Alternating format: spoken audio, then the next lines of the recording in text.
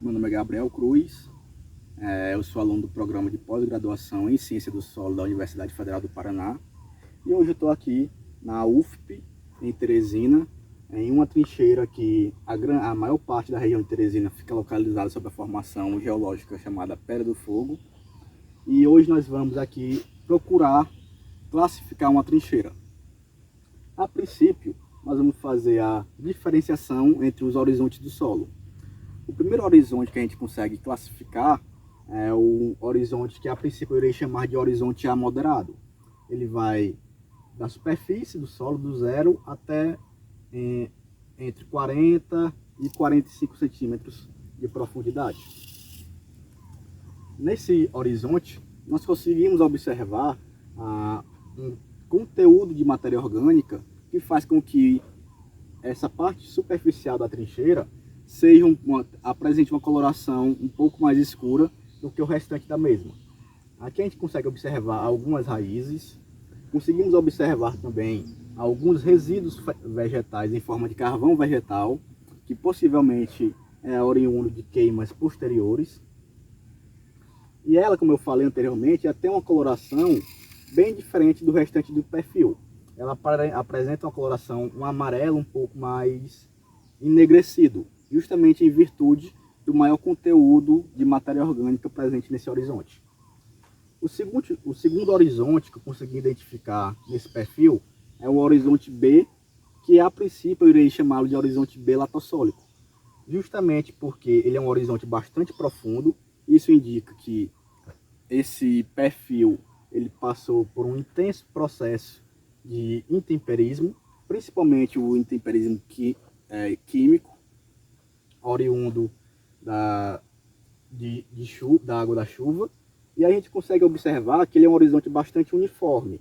Ele não apresenta muita variação de coloração, e nele há um amarelo um pouco mais intenso, por assim dizer, justamente em virtude do pouco conteúdo de matéria orgânica do solo e do conteúdo expressivo de goetita, que dá a coloração amarelada no solo. E é isso, pessoal. Muito obrigado.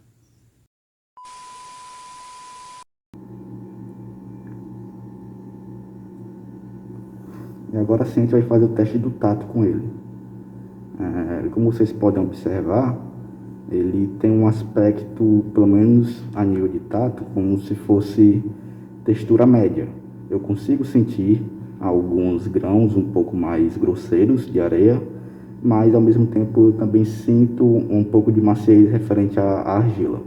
Agora, continuando, nós fizemos o teste do horizonte A, vamos fazer agora o teste do horizonte B.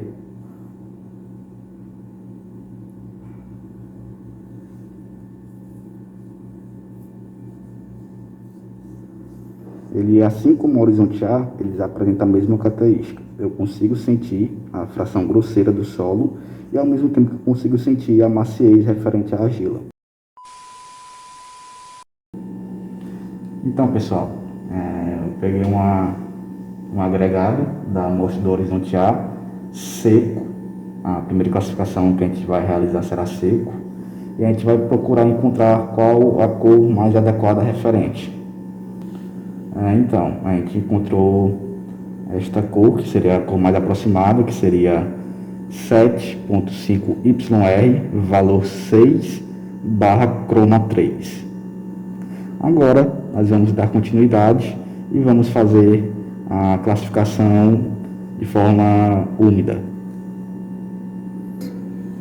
Então, pessoal, agora eu umedeci o agregado do solo e a gente vai ver em qual deles ele se encaixa. Então, ele úmido, ele se encaixa melhor nesse, que no caso seria 7.5YR, valor 3/croma 3. Isso para o horizonte A. Dando continuidade, agora a gente vai fazer a mesma coisa, só que com o horizonte B. Com um torrão seco, a gente vai tentar classificar. Então, a cor mais aproximada foi 7.5YR, valor 6/croma 3. Agora nós vamos fazer com ele úmido. agora com ele úmido, vamos dar sequência. Então, a cor que melhor se adequou foi 7.5 YR, valor 3, croma 4. Então, pessoal, na minha mão esquerda, a gente tem uma estrutura referente ao horizonte A e na direita referente ao horizonte B. Como nós podemos observar, os dois blocos de solo, eles apresentam uma estrutura subangular, uma vez que suas pontas elas são um pouco arredondadas e atenuadas. Para o horizonte A, eu irei classificar como sendo uma classe de estrutura grande. E já para o horizonte B, eu irei classificar como sendo uma classe de estrutura muito grande. Acima nós temos o horizonte A e o B. Em ambos a gente pode observar que apresentam um grau de estrutura bem forte. Isso é justamente em virtude, principalmente no horizonte A, da presença de raízes, que também podem ser identificadas no horizonte B, e a gente pode observar também a presença de poros nessas estruturas, indicando uma presença intensa de movimentação da fauna edáfica. Como a gente pode ver, esse solo apresenta um pouco de pegajosidade. Ele ainda se solta facilmente, mas algumas frações dele ainda se prendem nos dedos. Isso para as amostras do horizonte A. Agora, nas amostras do horizonte B, a gente consegue observar que essa pegajosidade é um pouco mais expressiva. Ela consegue se fixar melhor entre meus dedos. Agora, para o teste de pegajosidade, no horizonte B, a gente tenta fazer a formação de alguma minhoquinha utilizando o solo, mas não é possível, uma vez que as partículas do solo não apresentam nenhum tipo de plasticidade. E já o horizonte A, ele acompanha a mesma tendência do horizonte B. A gente não consegue moldar o solo de forma alguma, ou seja, ele não apresenta nenhum tipo de plasticidade.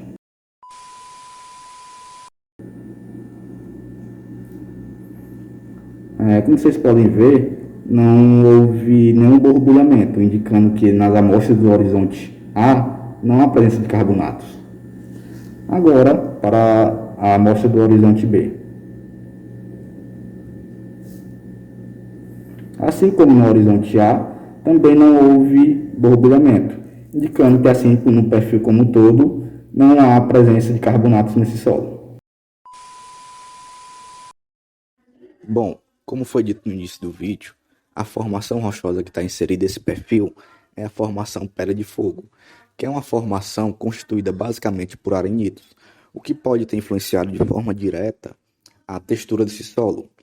E devido às características apresentadas no decorrer do vídeo, a gente pode classificar previamente esse perfil como sendo um perfil de um latossolo, que é um solo onde a principal formação dele é devido à latolização, que é a perca da sílica por completo e a concentração de óxido de ferro, como goetita e hematita.